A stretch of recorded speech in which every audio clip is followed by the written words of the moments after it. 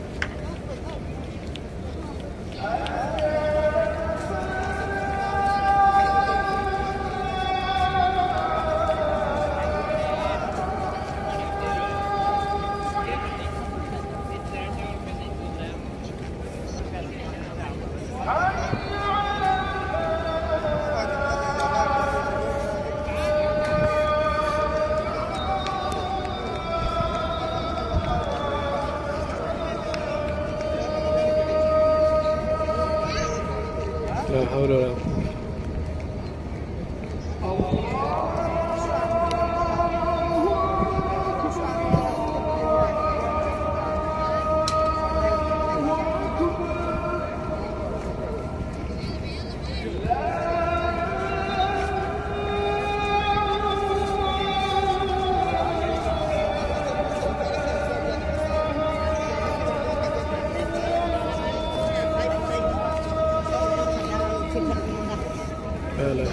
اللهم صل على محمد وعلى آل محمد كما صليت على إبراهيم وعلى آل إبراهيم إنك حميد مجيد.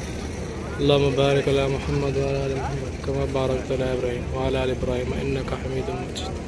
اللهم رب هذه الدعوة التامة والصلاة القائمة آت محمدا الوسيلة والفضيلة وبعثه مقاما محمودا الذي وعدته.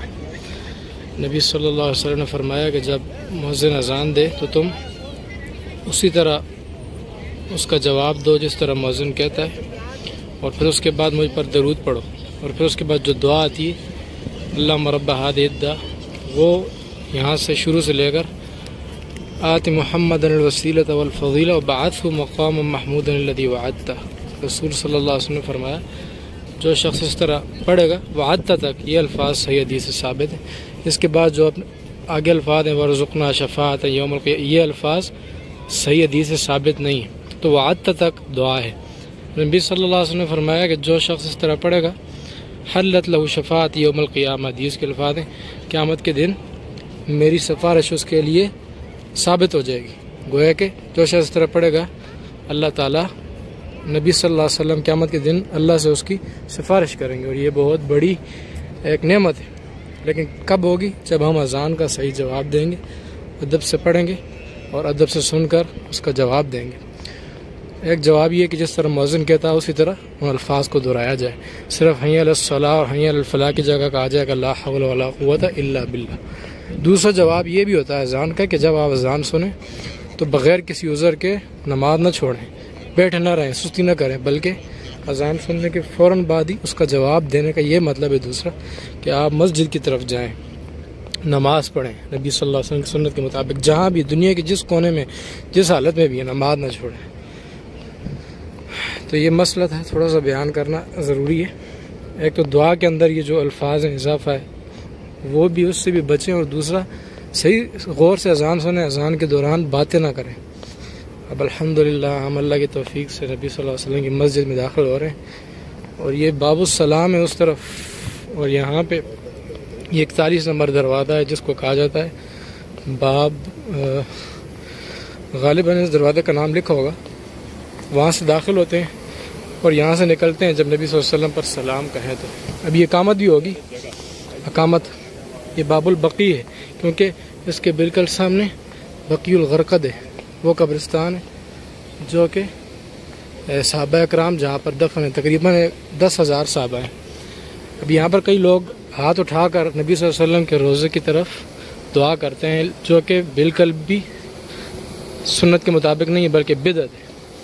اگر ہاتھ اٹھانے ہیں تو اس کی طرف اٹھائیں جو اللہ ہے، اللہ کا گھر ہے اور وہ اس طرف ہے بیت اللہ، اس کی طرف ہاتھ اٹھائیں۔ نبی صلی اللہ علیہ وسلم پر سلام بے شک پڑھیں، لیکن ہاتھ اٹھانا اور یہ چیزیں ثابت نہیں ہیں۔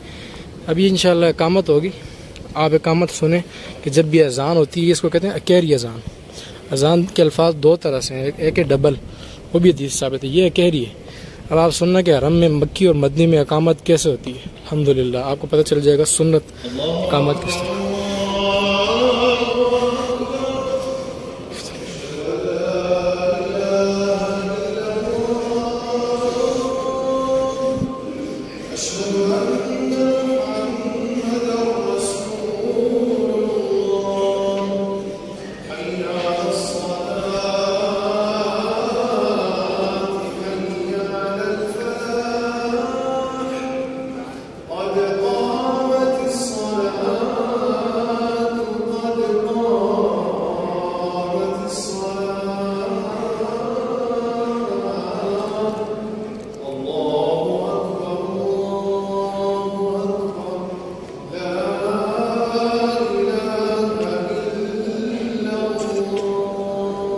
یہ اذان کے بعد یہ اقامت سنت ہے، بعض لوگ ڈبل اقامت کہتے ہیں، وہ ڈبل اذان کے ساتھ ہوتی ہے۔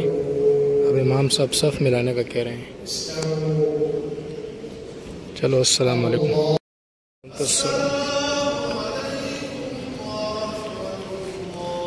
جی محترم ناظرین، ابھی مغرب کی نماز ختم ہوئی ہے۔ ابھی ایک اور بات آپ کو یاد بتانا ہے کہ انشاءاللہ ابھی دیکھنا، ابھی مؤذن اعلان کرے گا جنازے کا، نماز جنازے کا اعلان ہوگا، جو پڑھنا چاہتا ہے پڑھے۔ اور یہ ان کی جو روٹین یا یہ ان کا جو عمل ہے متواتر ہے، مدینہ کے اندر، مکہ کے اندر، حرم مکی اور حرم مدنی، ان کے اندر ہر 5 نمازوں کے بعد، ہر نماز جمعہ کے بعد ہوتا ہے۔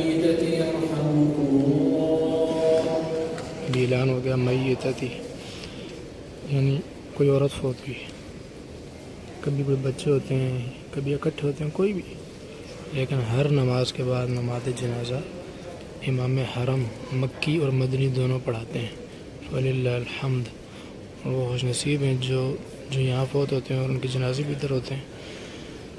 تو بتانے کا ایک مقصد یہ ہے کہ ہمارے ہاں یہ بھی ایک غلط فہمی ہے کچھ لوگوں میں کہ مسجد کے اندر نماز جنازہ ہوتا ہے یا نہیں۔ مطلب کچھ لوگوں میں، اکثر کو تو علم ہے لیکن کچھ لوگوں لا علمی کی بنا پر یہ سمجھتے ہیں کہ مسجد میں جنازہ نہیں ہوتا۔ تو بیان کرنے کا اور یہ دکھانے کا مقصد یہ کہ یہ نبی علیہ الصلوۃ والسلام کی مسجد مدینہ ہے، اور پھر نبی علیہ السلام جہاں دفن ہے یہ وہ جگہ ہے، اور اس جگہ وہ عمل کبھی بھی نبی صلی اللہ علیہ وسلم کی سنت کے خلاف نہیں ہوتا۔